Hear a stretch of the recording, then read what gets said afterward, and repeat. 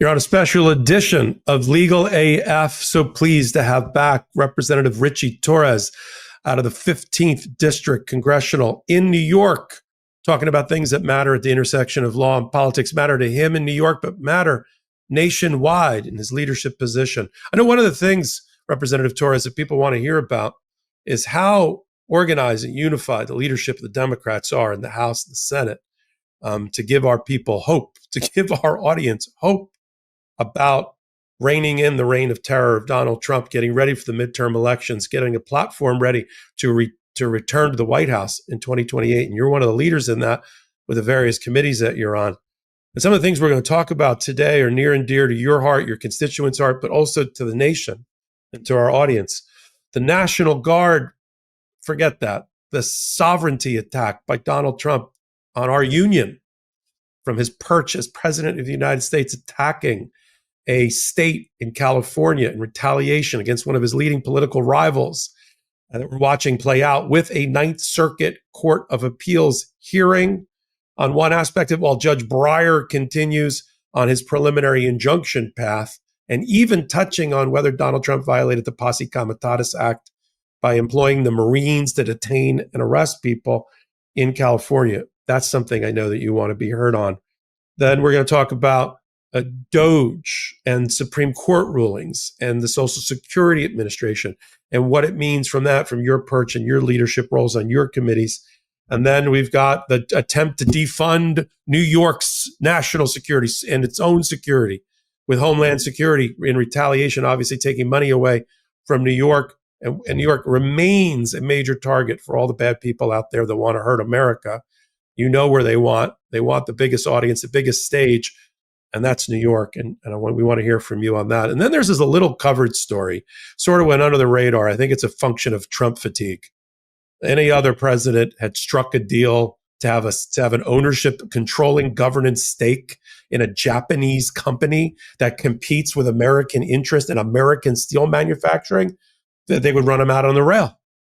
But here, it's just par for the course, covered up by whatever was going on that day, a Musk feud or a takeover of California or something else, or a new Trump telephone, cell phones, or whatever was going on. But we can't lose sight of Donald Trump undermining our national security. I know that's important to you. Representative Ritchie Torres, welcome back to Legal AF. It's an honor to be here. Why don't we kick it off then with what was your reaction and those in Congress to Donald Trump's federalization of the California National Guard and his violation of sovereignty based on a manufactured rebellion that doesn't exist? What was your takeaway from all that? Donald Trump has taken his assault on American democracy to a new extreme, and I find it cruelly ironic that he's unwilling to stand up to foreign adversaries abroad, but he's willing to weaponize the United States military against American citizens here at home. And as you know, the Posse Comitatus Act prohibits the use of the military for domestic law enforcement. The one exception to Posse Comitatus is the Insurrection Act, which enables the president to use the military to suppress an invasion or insurrection or rebellion. There is no insurrection or invasion or rebellion in the United States. Like, the purpose of the demonstrations in LA and elsewhere is not to overthrow the government. It is to protest mass deportations and riots. And if some of those demonstrations become violent, that's an issue to be resolved by local law enforcement. The president had no right to commandeer the National Guard and then turn it into his personal police force.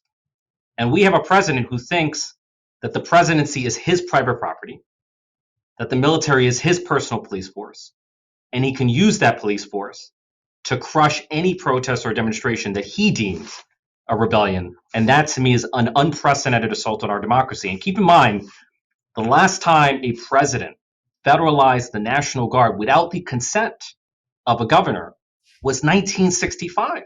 Right.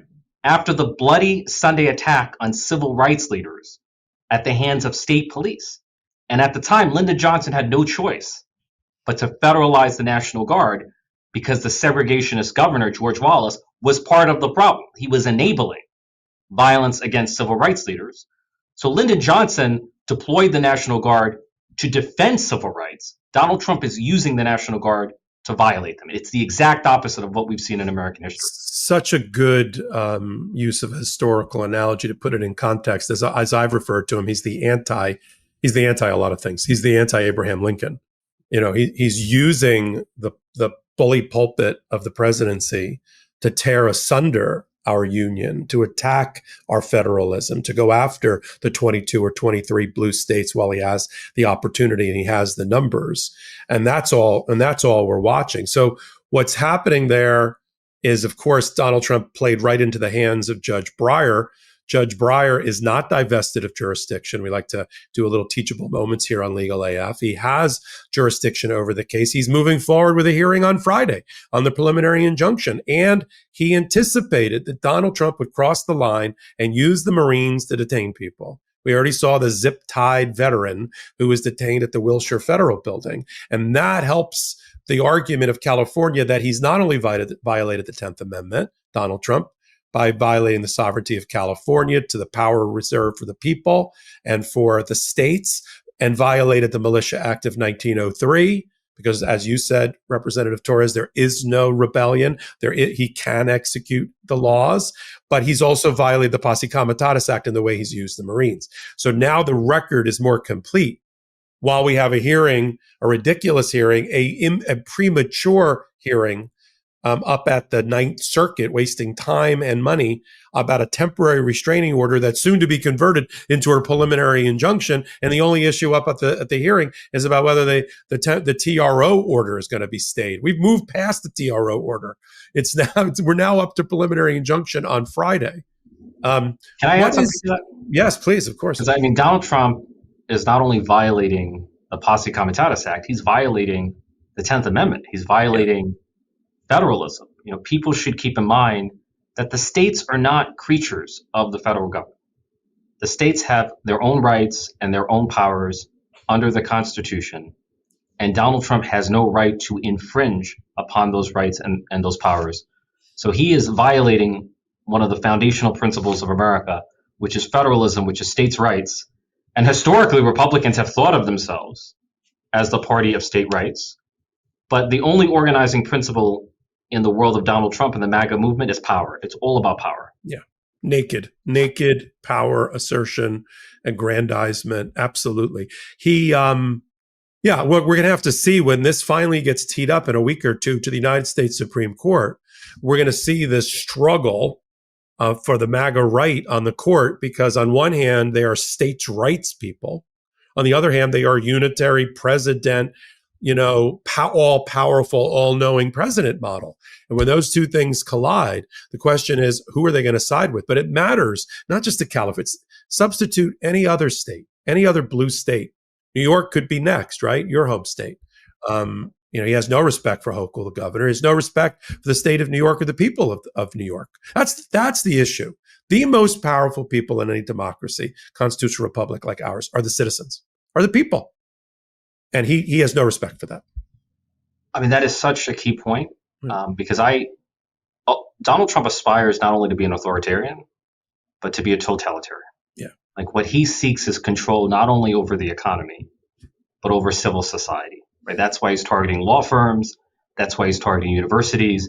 He wants every civic, not only federal agencies, but every civic institution to be in his orbit of totalitarian control. Right.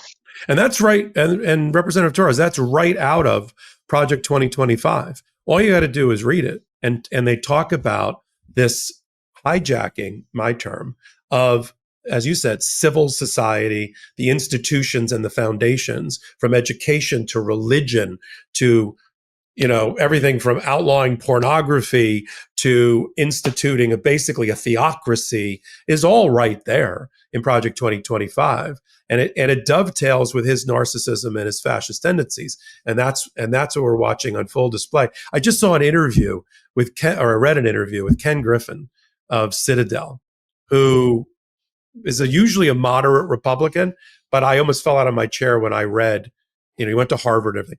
And he wrote something like, he runs a major hedge fund, private equity fund here in America. And he said, I think most of what Donald Trump is doing is extraordinary. He's finally tightened up the border with Mexico. Like just complete abject failure to recognize his assault on civil liberties and on the Constitution. In fact, he just blithely said, and I think it's overblown, all the comments made about the Constitution. He owns apparently one of the existing copies of the Constitution. So the reporter asked him, what do you think? Is it under attack? No, I think that's overblown. Look how the Republicans and the moderates are enabling Donald Trump to do what he's doing. Constitutional rights, you never know what you had until you lose them. And we have more to fear from underestimating the threats that Donald Trump poses to our democracy than to overestimating them. And there's a double standard here. Like if President Biden or any Democratic president were deploying the National Guard to suppress right-wing protests, there would be an uproar among conservatives. How about if he did it in Texas? How about if he did it in Texas? Yeah. So there's a double standard here. It's like the same standard should apply to everyone. Like everyone has the right to protest in America. And if there's a public safety issue, that's the purview of local law enforcement. No president has the right to turn the military into his personal police force and to weaponize the military against his political adversaries. Right? First, he used the Justice Department and he's been using federal agencies, but now he's using the military to exact political revenge, which is something we've never seen before in the modern history of the United States. Yeah, and we went through, Judge Breyer, who's the brother of Stephen Breyer, Supreme Court Justice, senior emeritus judge, 83 years old. He wrote in his temporary restraining order, the most chilling aspect of what Donald Trump is trying to do is trying to convert what is effectively, by and large, peaceful First Amendment protest, as uncomfortable as it may be, because it's uncomfortable, because of a few bad actors, into a feat of alchemy, into rebellion, in order to crush it and suppress it. And it's he said exactly what you just outlined.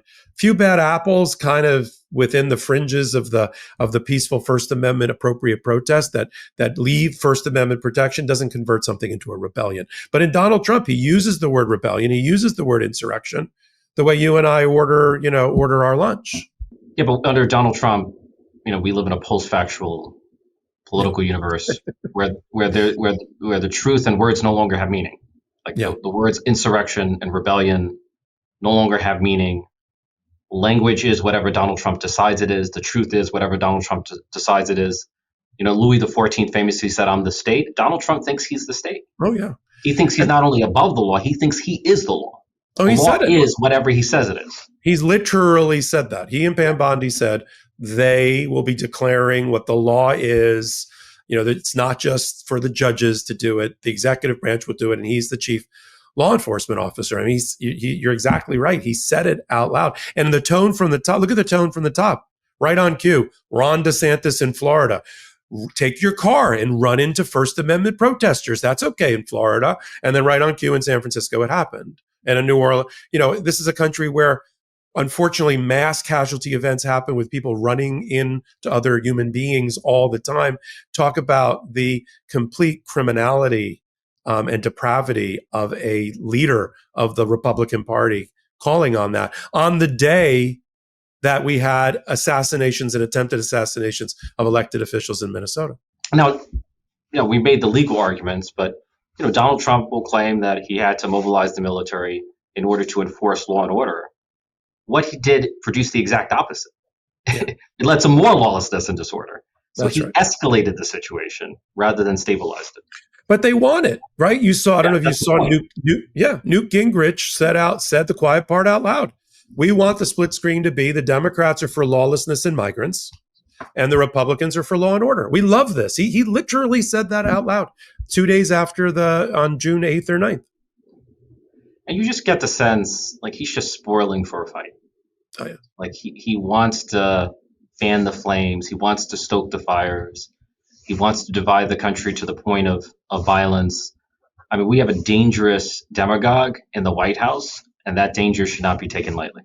Absolutely. I've said in frequent hot takes of mine, in order for a Donald Trump to exist and exert power, he has to create a seething cauldron of hatred, pitting Americans against each other and at each other's throats. That's why he dovetails, whether he is colluding with or just dovetails with the Russian, North Korean, Chinese, and Iranian trolls on social media. It's the same. They want to weaken America by pitting each other at each other's throats.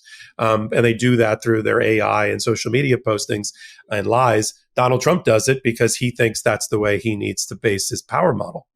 What breaks my heart is that our system is failing. Like American democracy is failing. It's not unfolding as the founders envisioned. Right? The founders distributed powers among three branches of government on the assumption that those branches would compete for power and jealously guard their prerogatives and powers, as the founders put it. Instead, Congress is not competing for anything. It's simply capitulating to Donald Trump. Like the abuses, the authoritarian abuses of Donald Trump are as much a product of congressional capitulation as it is of Donald Trump himself. The congressional Republicans are enabling him because the Republican Party is no longer a normal political party. It's become a cult of personality around Donald Trump. Like Donald Trump is to the Republican Party what Jesus Christ is to Christianity. He's become the Lord and Savior of a religious movement. Yeah, and he uses that terminology, and so do his followers.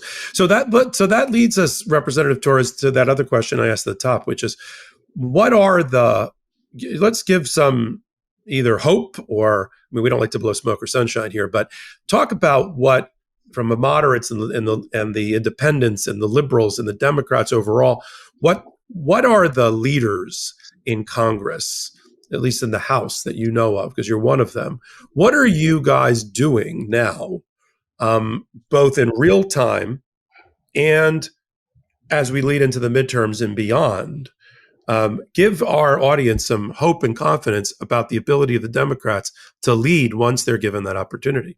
Look, the Democratic Party has never been more unified against Donald Trump and his frontal assault on our democracy. We're resisting him through every conceivable means, through litigation in the courtroom, through mobilization on the streets, through legislation in the halls of Congress. We are well confident that we're going to win back the House in 2026 and finally have a House of Representatives that's willing to investigate the president and hold him accountable and expose his abuses of power. And we've seen just an extraordinary groundswell of mass mobilization throughout the country. The No Kings rally was probably the largest demonstration in American history. So the resistance is live and well. The Democratic Party is driving much of it. And I'm hopeful that the future does not belong to Donald Trump and his authoritarianism. It belongs to the people. It belongs to our democracy. Yeah, so well put. And I'm sure that will give our audience confidence as they work on trying to work around voter suppression laws, make sure mail-in voting and other voting methods are secure in time for the midterm elections. Let's move now to something that's important to you and to America overall, which was the Supreme Court ruling about DOGE, empowering it related to Social Security. And then I also want to talk about what Donald Trump has done to undermine the security of New York as payback, because he has this weird, strange, dysfunctional relationship of his own making with his home state. Absolutely. On the Supreme, I mean, look, the Supreme Court recently decided that DOGE could have access to Social Security, which contains some of the most private information that Americans have. And there's a law known as the Privacy Act that ensures that the federal government must protect the privacy of every American. And the Supreme Court is essentially gutting the privacy of the American people. There's an agency in the Treasury Department known as the Bureau of Fiscal Service. It is the central payment system of the federal government. Think of it as the federal government's bank account or checkbook. And just like a president should not give access to our nuclear codes to just anyone, a president should not give access to our bank account to just anyone. The Supreme Court is essentially saying the president can do whatever he wants. It's the latest example of the court codifying the unitary executive theory, right? If Donald Trump wants to give all your private information, your bank accounts, your medical information, your financial information to DOGE, he's free to do so.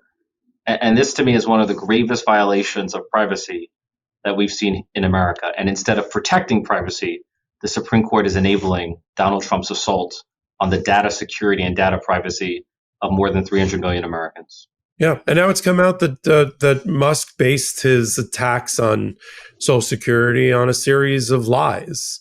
things that were not true about what was happening.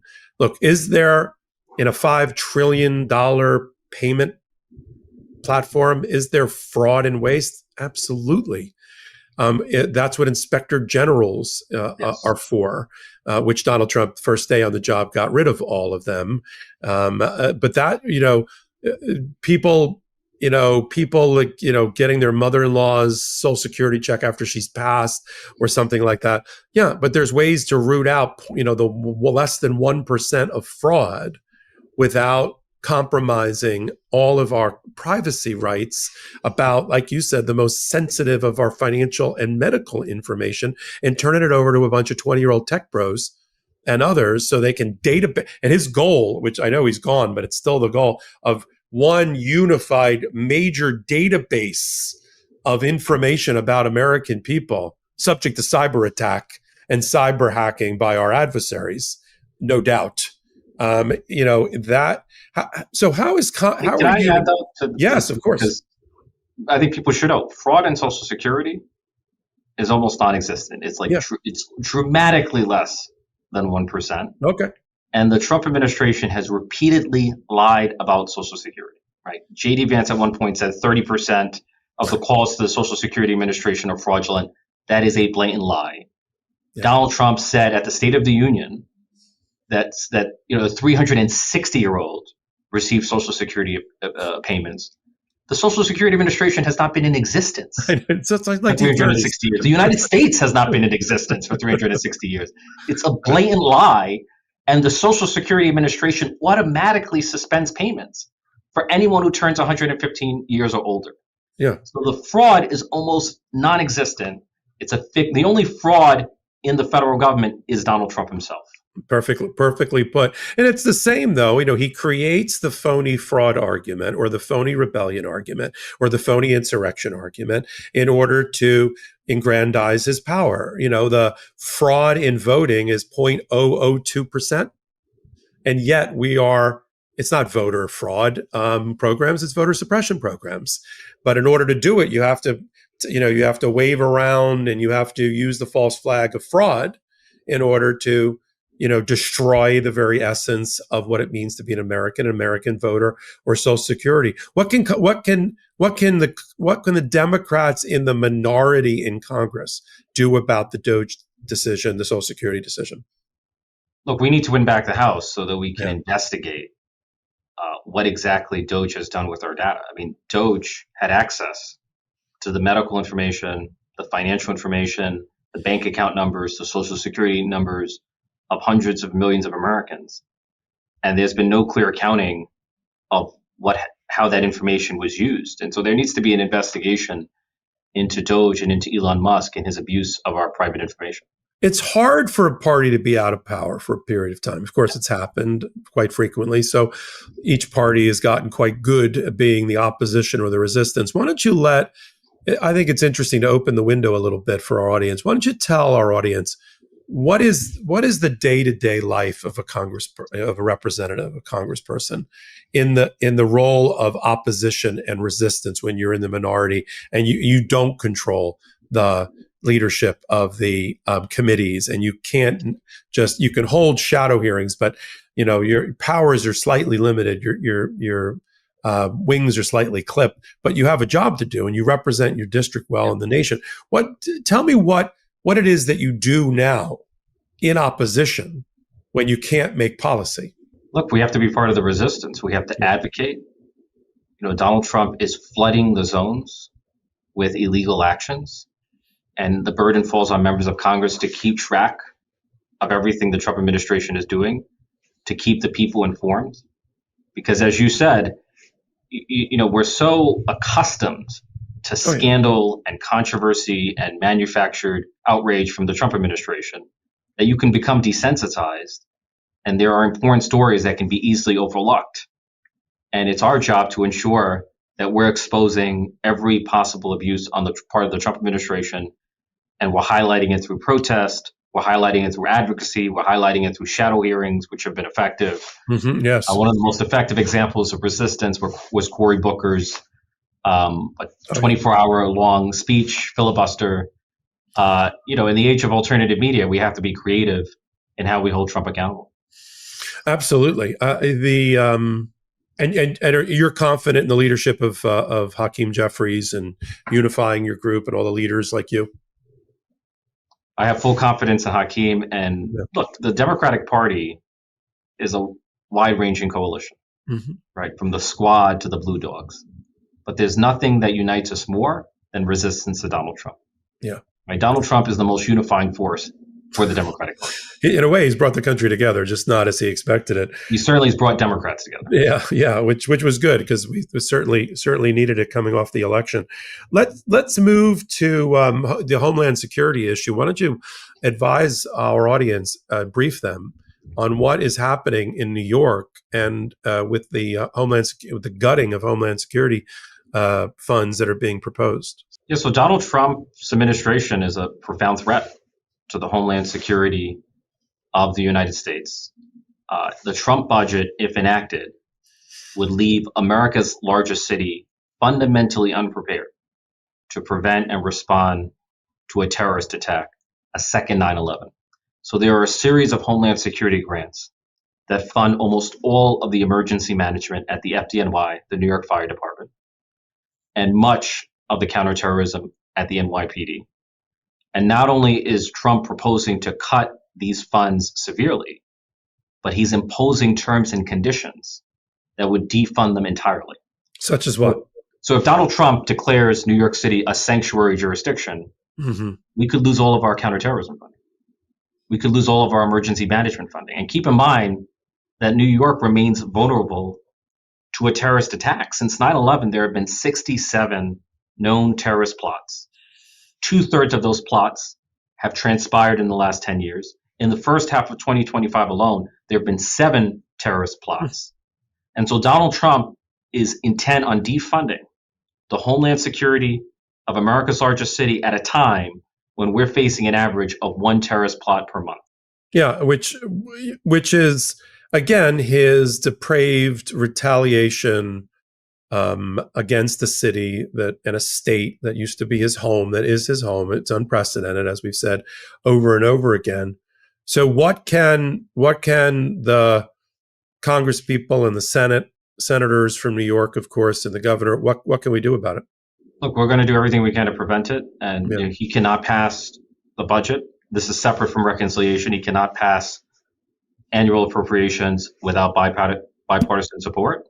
Yeah. And we're going to protect the Homeland Security of every city, including New York. But this is how deranged and dangerous Donald Trump can be. Like, he is willing to exact revenge against New York City, even if it means leaving us wide open to a second 9/11. That's how dangerous and demagogic and deranged this monster has become. And the history books will write it, and the blood will be on his hands if God forbid something tragic happens again in New York. And I just find it shocking that the people in his administration who went through 9/11, like Howard Lutnick, the Commerce Secretary, and we're going to talk in the last segment here about the takeover of U.S. Steel, the company, by Nippon, a Japanese company, and Donald Trump allowing it to happen in return for some BS art of the deal, which we'll talk about, being the major cheerleader for that, Howard Lutnick.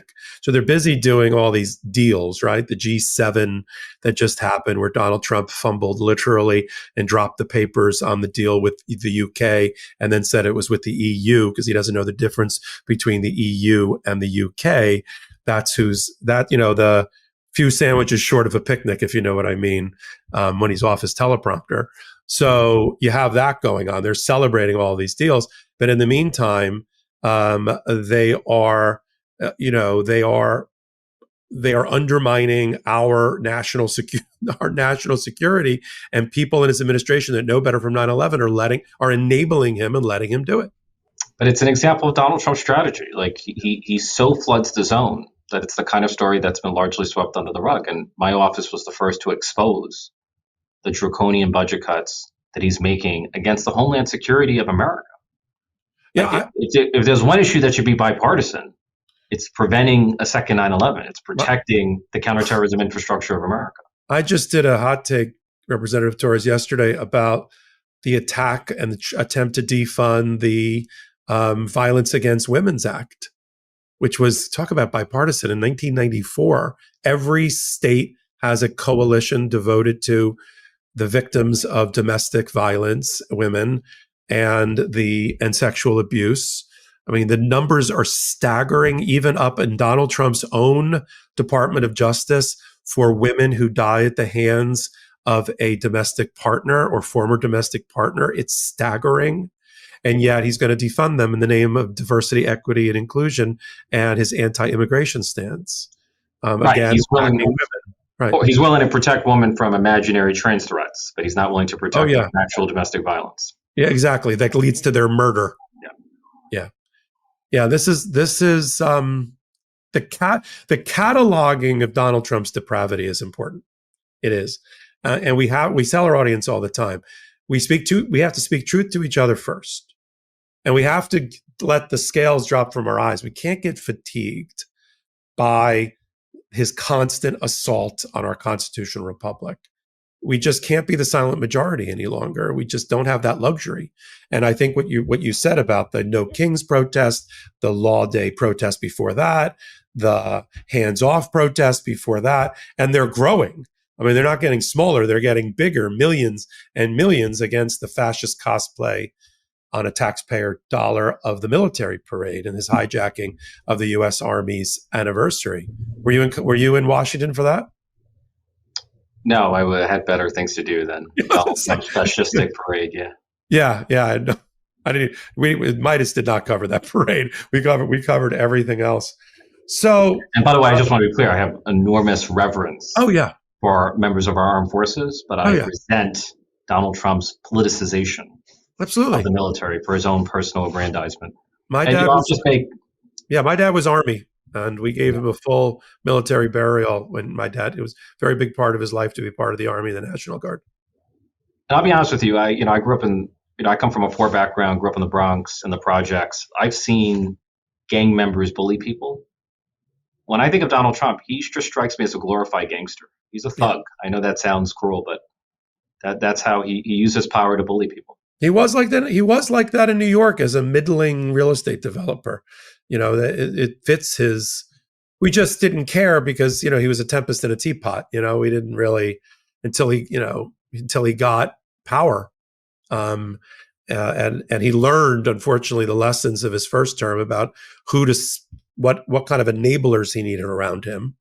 No independent thinkers, nobody who was courageous or patriotic could be around him any longer. And he learned that lesson from the immunity decision, that he can get away with effectively murder. And then joined with Project 2025 and the Heritage Foundation and the rest, which and the Christian right, he's been able to continue his assault on America. The question is, do you think we're going to be putting aside the body of law that's not going to go anywhere, that's been developed with the Supreme Court by Donald Trump's actions? Do you think we're going to be able to fix and repair the breach that he's created in the constitutional republic if the Democrats get back the House and the Senate at midterms and the presidency in 2028? Look, American democracy is not dead, but it's in a recession. Just like an economy can be in a recession, a democracy can be in a recession. And the best hope for a recovery from our democratic recession is democratic control of the legislature and ultimately of the presidency. But he's doing enormous damage, and no amount of law is going to protect a democracy. Law can only do so much. It does depend on the character of those in elected office. It depends on respecting not only written rules, but the unwritten rules, what we call norms. But if you have a president who has no regard for anything or anyone but himself, then that's a great threat to our democracy. Yeah. So well put. Let's end our time together talking about something that was little covered, but very important. I think it dovetails. Tell our audience what committees you serve on. Yeah, so I sit on the House Financial Services Committee, which oversees the financial system, and the China Committee. So we examine strategic competition between the United States and China. Yeah. Which covers everything. We'll pull this together with our golden share discussion. So Nippon has for years been trying to take over a company called U.S. Steel out of Pittsburgh. used to be called USX, now US Steel. Number 4, number 5 steel manufacturer in America, America owned, American operated. Steel workers going back generations working for US Steel. There's a reason that the football team in Pittsburgh is called the Steelers. And Joe Biden, the Democrats, and even Donald Trump in his first iteration saw that the national security could be undermined by having a leading manufacturer of steel in America owned by the Japanese, even though they're our allies at present, and blocked the $15 billion takeover, 100% takeover of the company. So did Trump. And then he got into his head that he would, and I think this relates to TikTok. That's why I want to get to China in a minute as a blueprint. They would start with Japan, which is a friendly. They'd let the takeover happen, but only if Japan, Nippon gives the presidency effectively what's called a golden share, a class G stock in perpetuity to control governance and decision making about who gets hired and fired. I assume what industries they go into or what markets they go into, exporting of jobs, investment, all different things, where now taxpayers and the American people are now in business with a Japanese company, whether we like it or not. And think about the actual US owned companies like Nucor, right? That sits in America, and Steel Dynamics and the others in there. Their now major competitor is an American, a U.S. presidency-controlled competitor against a government that also has the ability to regulate them out of existence. So we have an uneven playing field with the U.S. entering the steel business against private sector. This does not sound like Republicans. This sounds like socialism to me. Command and control. Say command and control. Right, command and control, right? And it's not just for Trump, it's for all presidents, whether we want it or not, until you guys get control of the House and the Senate and we get rid of that deal. But in any event, that is the deal. And they're celebrating it over on the Trump side, and the Commerce Secretary, art of the deal. And this is amazing. And we figured out the way. This is a blueprint, isn't it, Representative Torres, for TikTok to be resolved with a golden share? With your perch on these committees, what's your view on all this? Well, the public should understand, like, Donald Trump has done something that's never been done in the history of our country. He's taking a golden share of a company outside the context of a crisis. He's setting a precedent for presidential control, personal presidential control of corporations operating in America. Back in the past, there were neighborhoods in America that were essentially controlled by the mafia. And in order to open a business in those neighborhoods, you would have to pay the mafia a tax or a toll. There's a sense in which Donald Trump is turning himself into a mob boss. And he's signaling to the world, if you wish to do business on my turf, you have to pay me a tax. You have to give me a golden share of your company. Like, again, he's aspiring not only to be an authoritarian, but a totalitarian. He wants command and control of the economy. He wants command and control of civil society. We see this dynamic with the Liberation Day tariffs. He'll impose tariffs on everyone. And if you want exemptions, you have to reach out to Trump personally. He wants to create a world where every country and every corporation petitions the king for special privileges and exemptions. Like, that's the world shaped in the image of Donald Trump. Yeah, and it's completely against conservative ideals. It's completely against everything in America. Everything. The only time, as you've said, that we've ever been in the business of being in business is when we bailed out a General Motors and had to take a share to protect the investment of the American people, or a bank during the financial crisis, or when Barack Obama, we just got our money back and did well with some of those investments. And that was not even a golden share. No, we just took an equity piece. Investment. Yeah. Right. It was backed by something. This is, as you said, is just a mob boss sitting around. And if I'm Nucor or the real U.S. steel companies now, my competitor is the Commerce Secretary, the President of the United States, who can also regulate me out of existence, and the labor unions, the steel workers, who did not rally around the Democrats the last time the way they should have, are now sitting around clucking about, oh, this is terrible. This undermines all, U.S. national interest and the rights of workers. Like, yeah, well, what did you think was going to happen when you didn't properly support the Democrats as the party of labor? And we know that Trump is willing to weaponize the Justice Department against his enemies, weaponize the military against his enemies.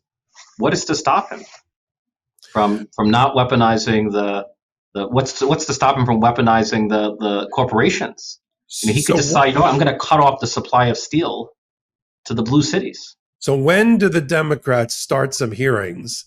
Because now that Donald Trump has a taste for this, right? With Nippon, what's next, right? Representative Torres, TikTok, a sovereign wealth fund, all those wet dreams of Donald Trump and the people around him. He's now going to try to execute one at a time. And the question is, what are we going to do about it as an American people and the Democrats in Congress? Look, Donald Trump's message is that he's a king and the rest of us are his subjects. And we, the American people, have to make it crystal clear. America is no monarchy. Donald Trump is no king, and we are not his subjects. We are citizens, and we're able and willing and ready to fight for our democracy and to restore our democracy. And that's the message we have to send in 2026 and beyond. Yeah, that's very, very encouraging, and it's consistent with, I think, the message that our audience wants to hear. They're taking to the streets. They're getting information here and analysis. They're being briefed by people like you in leadership. And then they are turning it into something. I mean, I've had so many people reach out to me and say, I'm running for office. I'm running for my local school board. I'm going to be a vote counter, an election day worker. I'm going to work on voter suppression issues or mail-in ballots or whatever they're working on is very, very, very important. And I'm so pleased that you use this outlet of Legal AF to connect with our audience, make them feel like there's hope in the fight, because people like you are in leadership. Really appreciate you being here. Will you come on with us again? Anytime. All right. I appreciate that. Representative Ritchie Torres from the 15th District in Congress from New York, here on Legal AF. Can't get your fill of Legal AF? Me neither. That's why we formed the Legal AF Substack. Every time we mention something in a hot take, whether it's a court filing or a oral argument, come over to the Substack. You'll find the court filing and the oral argument there, including a daily roundup that I do called, wait for it, Morning AF. What else? All the other contributors from Legal AF are there as well. We got some new reporting. We got interviews. We got ad-free versions of the podcast and hot takes. Where? Legal AF on Substack. Come over now to free subscribe.